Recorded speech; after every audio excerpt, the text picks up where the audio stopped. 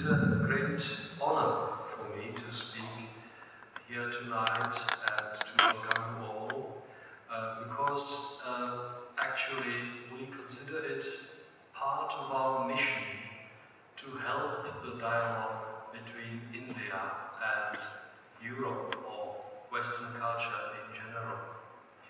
And since this is a literary event, I may be permitted to start with Gayatri.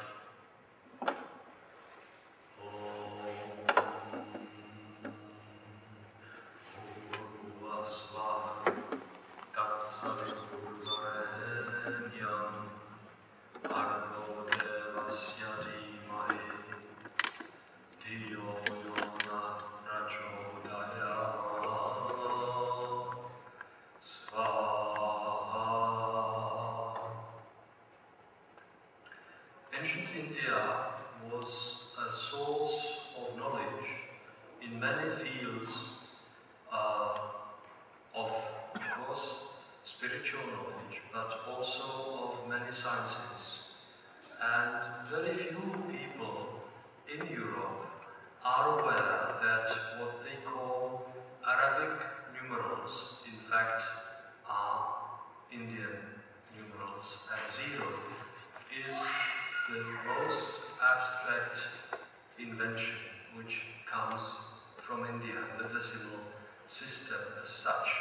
But this is not the only sphere. Of course, the sphere of logic and also the sphere of social sciences, Arthashastra, with all the aspects of how to deal with society, etc., etc.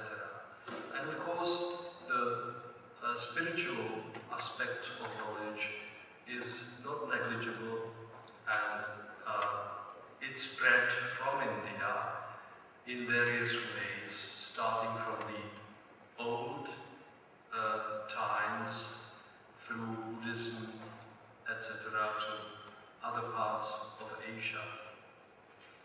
And actually, the West started learning about India more closely only after, there were some contacts already in the Roman time, and some words were coming to Europe through the Roman or Greco-Roman merchants. So the word for rice in all European languages comes from South India. It was in Greek, it was oryza, and in Old Tamil it was aresi or arezi, and this word was slowly switched. The same goes for pepper and many, many more words, ginger, and so on. The lists of words are available. But understanding India deeply and more broadly, also on the basis of, with the background of Indo-European languages, started in the 19th century after Sanskrit was declared an Indo-European language, and it brought much inspiration. And in fact, linguistic science, phonetics, is again another contribution of India to the abstract thinking and description of the modern world. So we can say that India, understanding India by the Westerners, started slowly and is developing.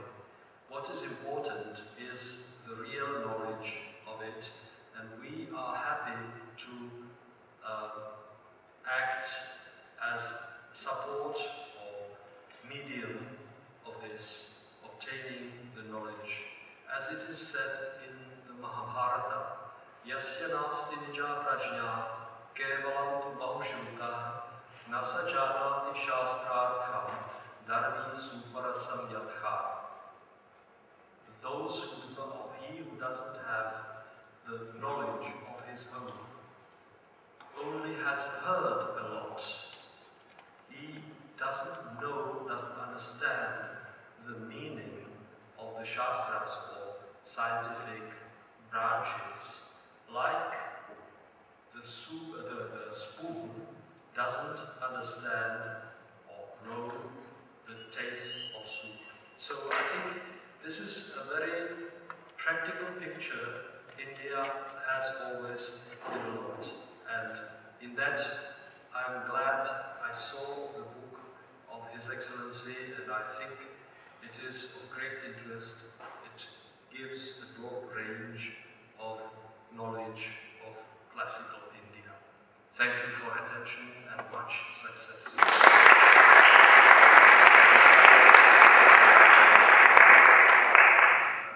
Gauri Chair, ladies and gentlemen, Ambassador Gupta, my colleague and friend, our ambassador in Budapest, Professor Vatsek, my mentor and friend, and Mr. Pavel Koran, who has just today become my friend. Thank you very much for being here with us today. For me, it is a very significant event that we are carrying on here, that we are launching here the book which has been written by my friend Gauri Shankar, dealing with unraveling the mysteries of life. And he talks of ancient science and modern wisdom. But if you reflect on it, actually, it is also modern science which is talking a great deal about ancient Hindu philosophy. For instance, when the atomic bomb, the first atomic bomb, was tested in Los Alamos in 1945, Robert Oppenheimer, the scientist, remembered the famous words from the Bhagavad Gita, the light of 1,000 suns. That is what he compared it to. And other scientists, theoretical physicists like Einstein and Heisenberg, have also spoken about how much they need to know more and how much more there is that they will not know.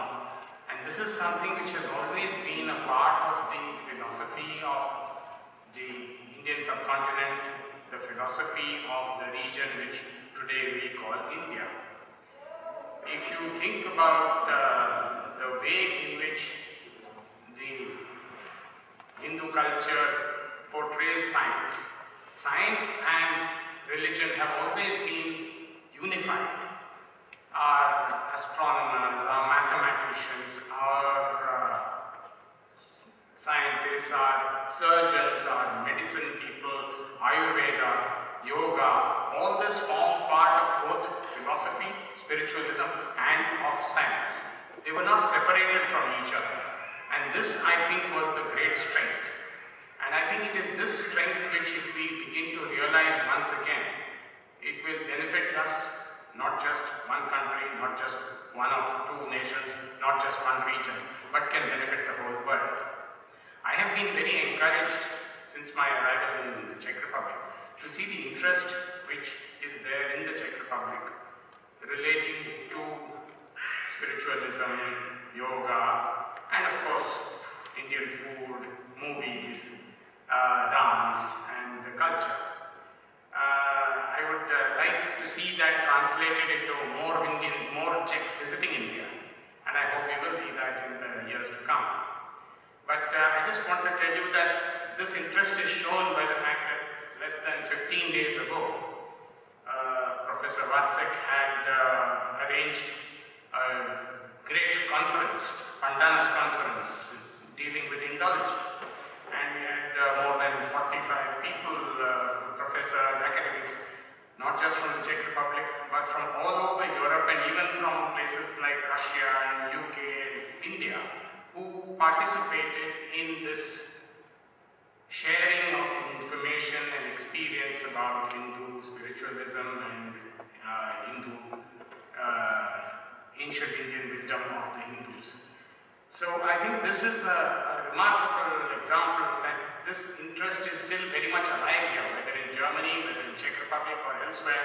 There's a lot of interest, and foreigners are going in a big way to our areas of spiritual regeneration, to our areas of pilgrimage, Rishikesh and other places are very popular among foreigners.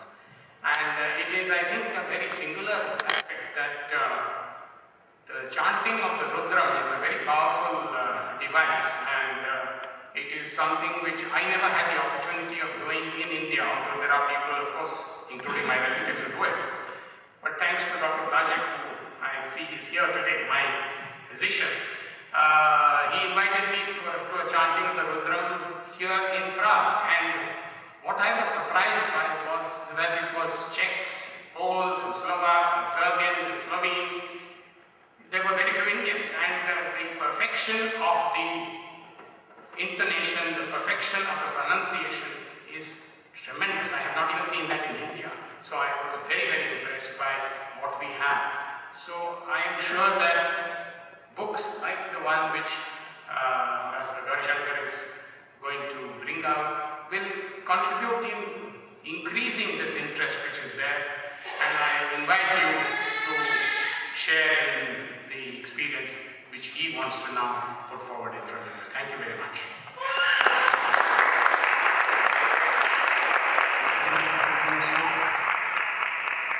Professor Yaroslav, my dear friend Pavel, Eva, my old friend Jiri and Nana. We were together in Mongolia several years ago. And dear friends, it's a great privilege and honor for me to be in this prestigious Charles University this afternoon to present my book, Mysteries, Unraveling Mysteries of Life. I'm grateful to all of you for coming, and I know this is not an easy time because exams are going on and you also had flood, but you found time to come and join us this afternoon, so I'm thankful to all of you. Now I would like to speak a little bit about the mysteries of the creation. When I was presenting this book in Budapest, the president's advisor asked me that, can you really unravel the mystery of life? And I told him that I cannot, it has already been done by our ancestors. We need to just rediscover that. And that's what I'm going to do now. You see, we have this vast universe. If you sit down in the night on the roof of the building, you find millions of stars, planets, the vast universe which is infinite. It has no horizons. As you go further down, the horizons keep changing. Can we really understand this vast universe? Then you see the mathematical functioning of this universe. The sun rises precisely at the time it should rise. The moon rises precisely at the time it should rise. The earth rotates precisely on the speed it should rotate or it should revolve. If there is a difference even of a millisecond, there could be serious problems in the universe. So this is such a mathematical precision with which all the planets in this universe function, all the stars function, all the other heavenly bodies function.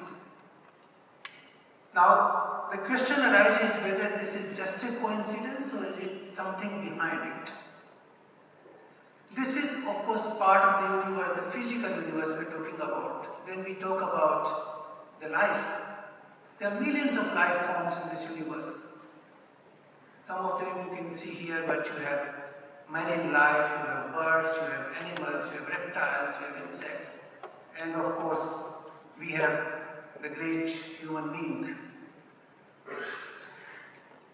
Now human being is the most evolved form of life.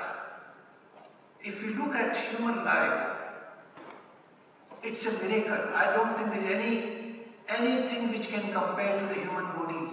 I'm talking about the body alone. This is the only machine in the world, in this universe, which can create inanimate food into animate body parts. What we eat is the bread and the butter and juice and water, and it converts into blood and flesh and bone inside our body. Each particle of the human body is intelligent. It tells us, You are thirsty, you need water, it tells us that you are thirsty. If it needs energy, it tells you that you are hungry. It makes you feel hungry. When it needs rest, it makes you feel sleepy. Each particle of the human body is absolutely par excellence and intelligent which you can't imagine. There are thousands and thousands of examples one can give on this. I'll come back to the theory of evolution later on. But human being is a great creator because we are the second most evolved form of life after the creator. And therefore we are a great creator. We have created what not. We have created submarines and the aircrafts, and we have created digital world today. We have created missiles, and we have created atom bombs, as Ashok was talking just now. So, and we will keep creating because we have this what you call inheritance of creation that is inside us. Now, I will go to this part later on.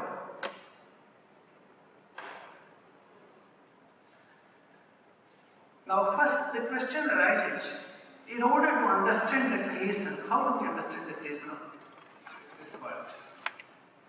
I think there are some fundamental principles to understand the creation. There are some principles which I want to spell out now. The first fundamental principle of creation is that as the things become more and more powerful, they become more and more subtle. They become more and more subtle as they become powerful. I will give you 2 or 3 examples to explain this.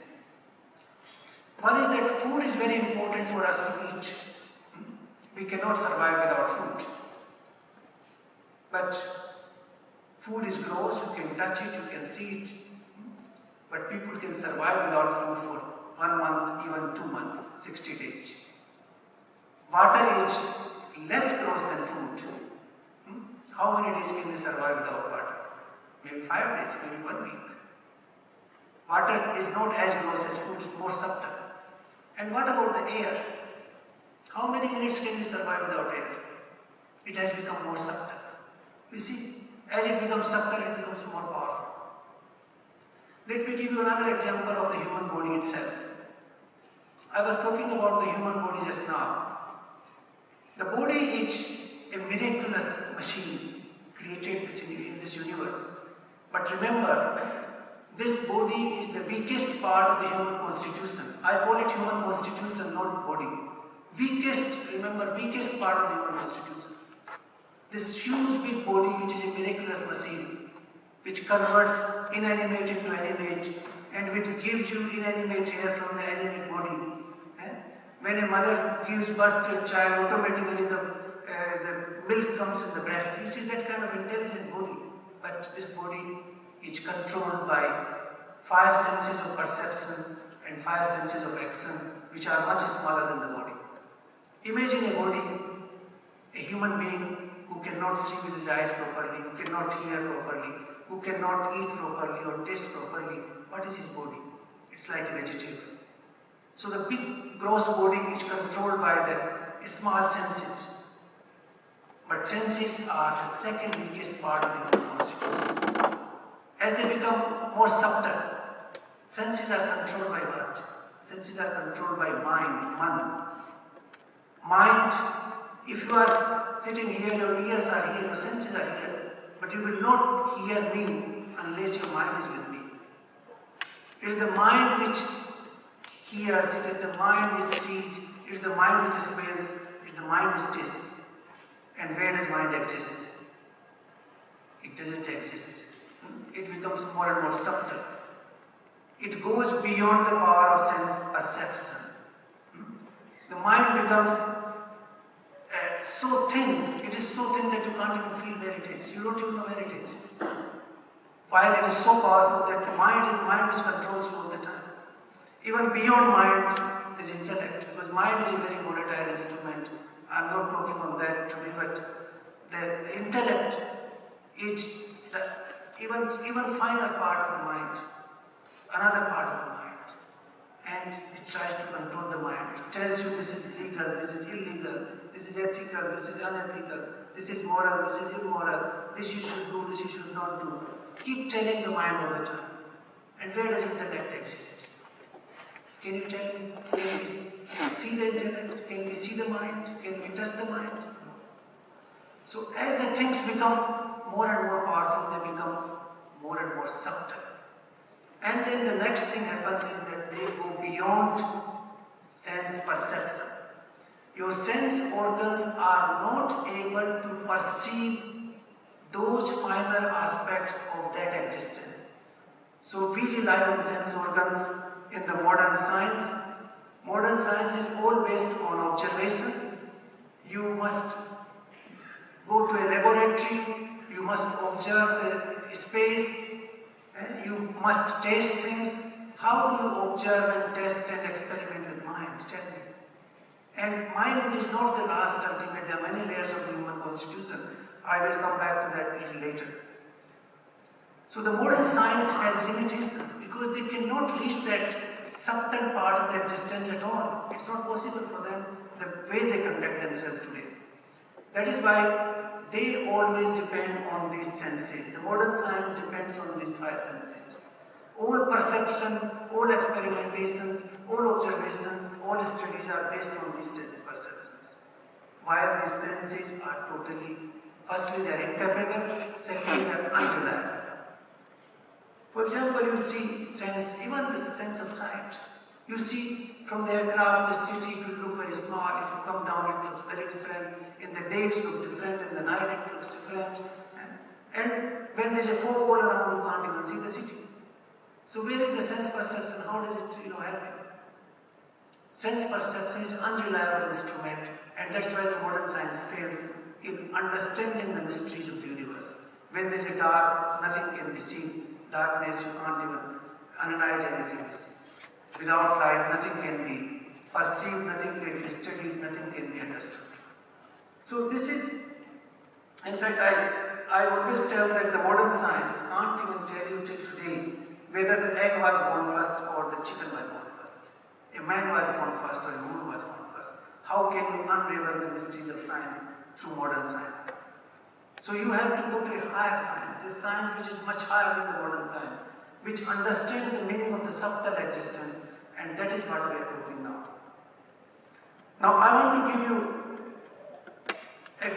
two examples of I call them insensible. As the existence becomes more and more subtle, it goes beyond perception of senses, beyond the grasp of senses, and therefore I call them insensible. They cannot be perceived by sense organs. Take the example of time. Time controls all your life every day.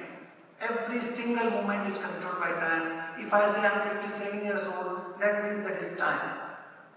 If I have to come here at 6 o'clock, or somebody has a meeting at 5 o'clock, somebody is a child, somebody is an adult, all that refers to time. There is nothing but time.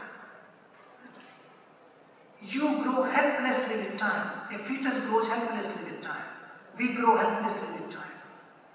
We become young, we become old, then we die helplessly with time. Can we control? Not only we, even this table is governed by time. Even this microphone is governed by time. The entire existence is governed by the vagaries of time. While we do not know where time exists. Can we see time? Can we catch time? Can we hear time? Do we know where it exists? We don't. And so non-existence time governs this entire existence. This is the power of insensible. This is the power of the subtle existence, which some of the ancient Indian writings bring out very clearly. Let's talk about the space. Now, the space, you see, the modern science can't define space. They only say between this wall and this wall what exists is space. What exists between moon and sun is the space. But they can't define the space because it has no attributes. This open space has no attributes at all. It's called nirgun in Sanskrit. It's called without any attributes. Now, a thing which has no attributes, how can you define it? You cannot. And that's why science cannot define this space. And you know what is this space? This space is the most powerful part of entire universe, of entire existence. And I will give you examples to tell you how it is. This vast space where you see nothing, nothing is there, but everything which you can imagine is there. Everything. To begin with, the air we breathe is here. That's why we are breathing in and breathing out. Otherwise we cannot. All the sounds we speak in any form are all in this space. All the sounds. You put million cell phones here, all of them will receive their separate sounds. You put 1,000 computers with internet wireless connectivity, they will get all their data and information out. Because this all exists in this space. Still your remote control will work with all that. If you want to open the curtain with remote control, it will still open. The sun rays come into this space and leave all this energy. This cosmic energy is there in this space, which we breathe in ultimately, and which constitutes the pranic energy in our body. The entire water cycle, how the water cycle works. The water rises from seas, from oceans, even when you dry your clothes, it rises, goes into this space and forms cloud. You look at the miracle. If you have to carry 10 liters of water from here to that gate, you have to make so much effort. The nature lifts trillions of tons of water every second from the ocean surface, from lakes, from wherever it is, transports it in the form of clouds, thousands of kilometers, and then the condensation process takes place and you have rains, refilling your lakes, your rivers, your glaciers, whatever it is. So this is the power of this empty space. Not only this, you have a 100-story building. It goes on flames, for example, for some reason. What happens? It just disappears into the space. Whereas only a small little pile of ash will go on the ground, everything else disappears into space. How? This is the power of space. We consume trillions of liters of petrol every day on this earth. Every day. Where does it disappear? It disappears into this space. So everything which exists in this universe in physical form comes from this space and goes back into this space. I don't want to go into detail because that will take a little time, but it also comes from this space. That is a very important point. So I want to give you one example. You have this crop, in the field you cultivate crops. On the same field for 100 years you cultivate millions of tons of crop and fodder. The soil doesn't deteriorate, it remains as it is. Where does this millions of tons come from? Where does it come from? The science says photosynthesis, they say air and the sunlight makes the photosynthesis with the soil. But where does this weight come from? Where does this whole creation come from? This comes from this empty space.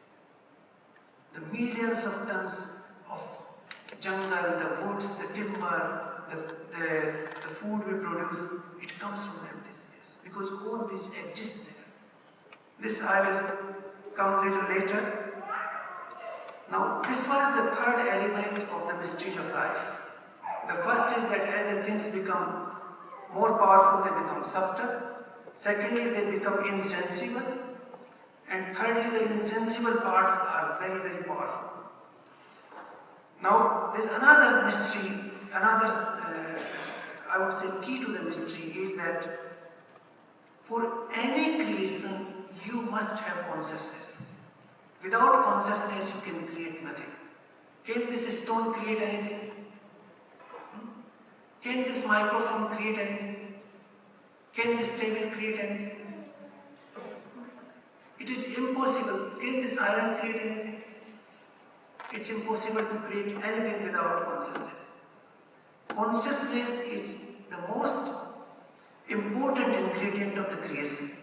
Like here there is a consciousness. There is a man who can create, for example, he takes the wood and he can create a gate, he can create a window, he can create a beautiful architecture out of, because there is a consciousness. We are conscious people, we can create. Animals have less consciousness, therefore their creation is small. Plants have even less, therefore they cannot create much. So as the consciousness rises, the creation takes place. And the human being the most evolved person, is able to create the maximum. That's how it is. Beyond, of course, there is the creator who creates everything else. So this is very important, that without consciousness nothing can be created. The theory of Big Bang says that the whole cube of energy just exploded by accident at some time, and then it expanded into the universe, and these, solar systems and planets and all these were formed, and they started behaving on their own. Can you believe? Is it possible? It is not possible. It's scientifically not possible at all. Because nothing which has consciousness cannot create anything. You need consciousness to create. For example, this man, he was creating everything, but the moment the consciousness goes out of his body, he's dead. He can't even sustain his body. His body cannot be sustained even for a few hours. That's what happens when the consciousness leaves the body.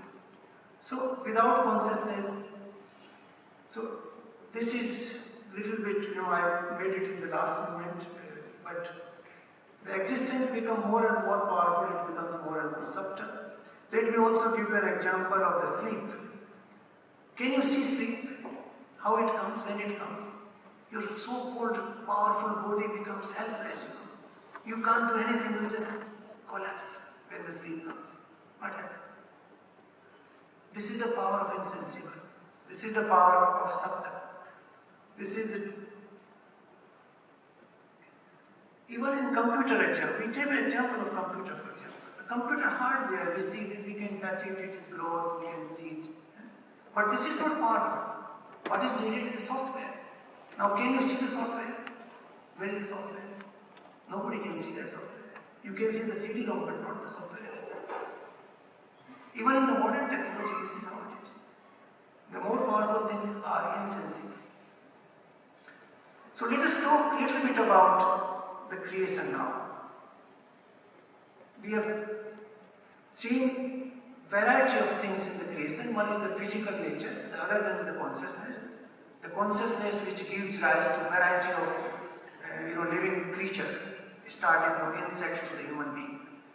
And we have the physical nature. Now in the Vedic writings it has been very clearly explained, not in one place but in thousands of places, how the creation takes place of the nature and how the creation takes place of the conscious beings in this world. The creation of nature takes place starting from the space. Space is the holding place for everything. Without space, nothing can exist. This earth cannot exist without a space. No sun can exist without a space. So first space has to be created to create anything else. So the first element of the creation is the space. They call it Akash, Antriksh in Sanskrit. It is not exactly space, but you can say space in the modern language. Space has, you see, this I would like to highlight that all parts of the creation, physical creation, have direct relation with the human body, which I want to explain now. The space is directly connected to the sense of hearing. All the sounds originate there. Shabda is the attribute of space. This is the only attribute of space, and it is connected to the sense of hearing of human beings. The second part of the creation is the air. It is the second creation after the space. Air has two qualities. The first quality is the quality of sound, which it inherits from the space, and the second is the quality of touch. So there are two qualities in the air. The quality of touch gives us the sense of touch. It is directly connected to the quality of touch of the air, the sense of touch we have. Then the third creation is the creation of fire. Fire, you can call it energy in the modern terms, but the sun is the visible symbol of fire. Sun is not fire. Sun is like a piece of wood which burns with fire and gives you light. Once the wood is finished, the fire extinguishes, but fire still exists in unseen form. It doesn't get destroyed. So the fire is the source of energy. The fire has three qualities. The first quality of sound, which takes from the space. Second quality of touch, you can touch. And the third quality is the quality of sight. And eyes, our human sight comes directly from third quality, that is the fire. As soon as the sun goes down, you cannot see. When the light goes down, you cannot see. The fourth creation is the creation of water.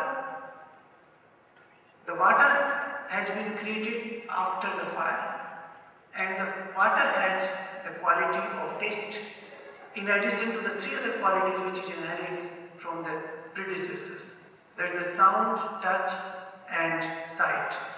And the taste, all the tastes which we have, they originate into water, and our sense of taste is connected directly to water. And the last creation is the creation of earth. The earth is the most solid form. You also see the theory of creation. It starts from the subtle, most subtle, and then becomes grows and grows and grows and most grows. The most grows is the earth, which has the smell. It is the attribute of smell of its own. Plus it also has all the four other attributes which it inherits from the other elements of the creation. That is the space, sound from space, touch from air, sight from water, sight from fire, and taste from water. Therefore, earth has all the five attributes which we have. And this is connected to our sense of smell directly. That's why it is not accidental that we have 5 fingers here. It is not accidental that we have 5 fingers in our toes. There is a reason behind it. This creation is a very scientific system.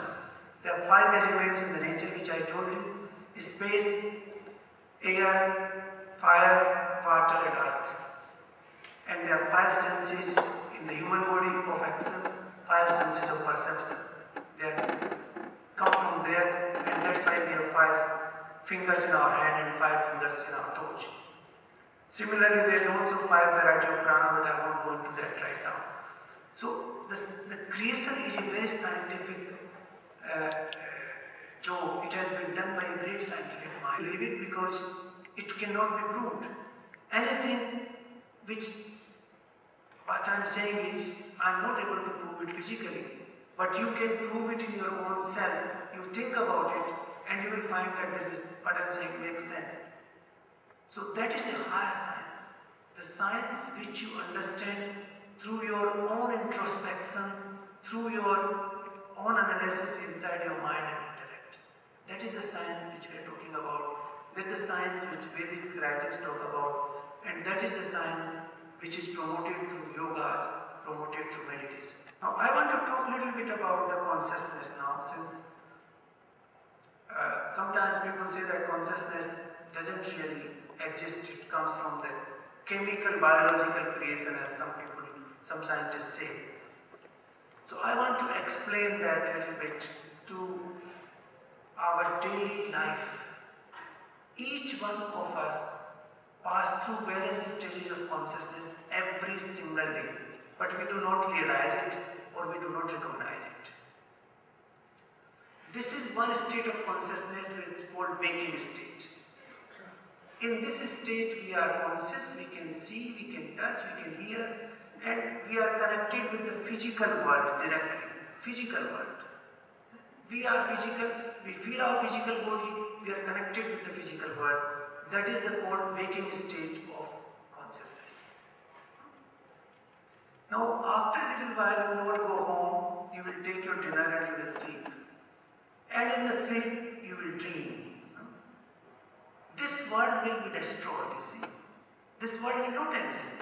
You will create a new world in your dreams, in which you will be a player and you will play a role like you are playing here. But you will play that role in Tejas form. In Sanskrit it's called Tejas. Tejas means like sunlight. You are playing that role like light. You exist in the form of light there. You don't exist in the physical form. Because physical form you are sleeping. Your senses are sleeping. But there are 19 gates of the human body which are used for perception. All the 19 gates work when we are in state of awakening right now. They also work in the state of dream sleep, but in the form of light. In the dream sleep you see, you hear, you taste, you eat, you argue, you apply your mind.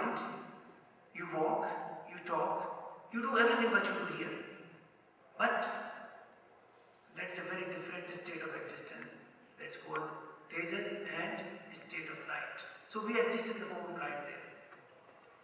And then you have a deep sleep after that. All the dreams appear, the dream world is finished, everything is gone, you are sleeping. You don't know what it is, you don't even know the bed where you are. You are practically dead, you see. None of your senses are working, even the light form has disappeared. What happens then? What is that consciousness?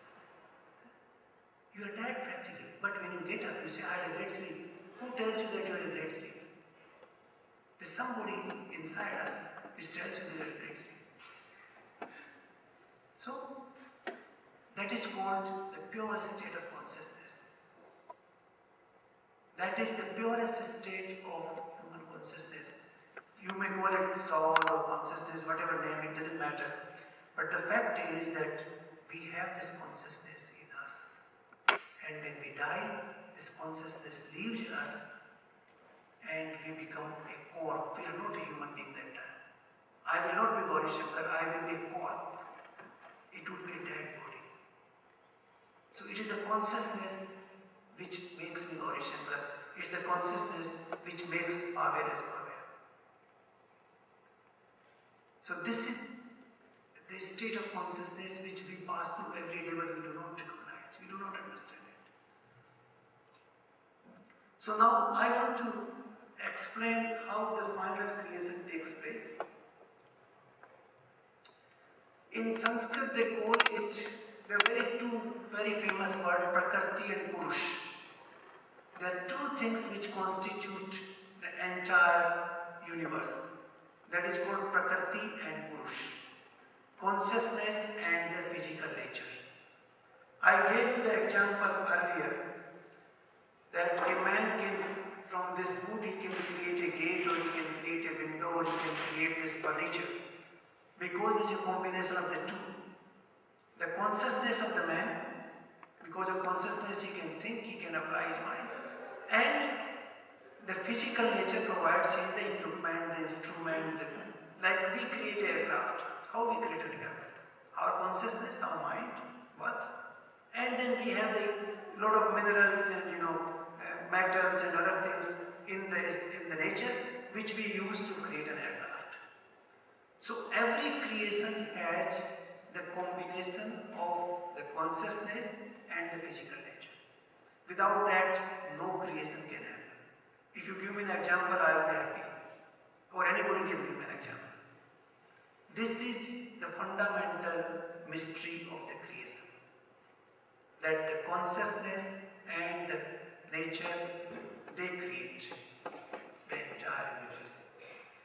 Even if you look at human creation, all human creation starts from nothing and then gets into the physical sense. Like human creation, we think, I will create this table. What is this thought? It doesn't exist. How do you understand that? It is in non-existent form, just in the form of a thought. But that thought brings you to the table. Then you gather the wood, you gather the skill, you bring the carpenter and you create a table. If you want to create an aircraft, the same process works. If you want to create a dress, the same process works. If you want to create this microphone, same process works. So every creation starts from zero and then culminates into the actual physical existence. So this is not that difficult to understand the creation, isn't it? Is it? You see, within a very short span of time we have covered briefly how the creation works and how we are created. Now one more point which I would like to mention is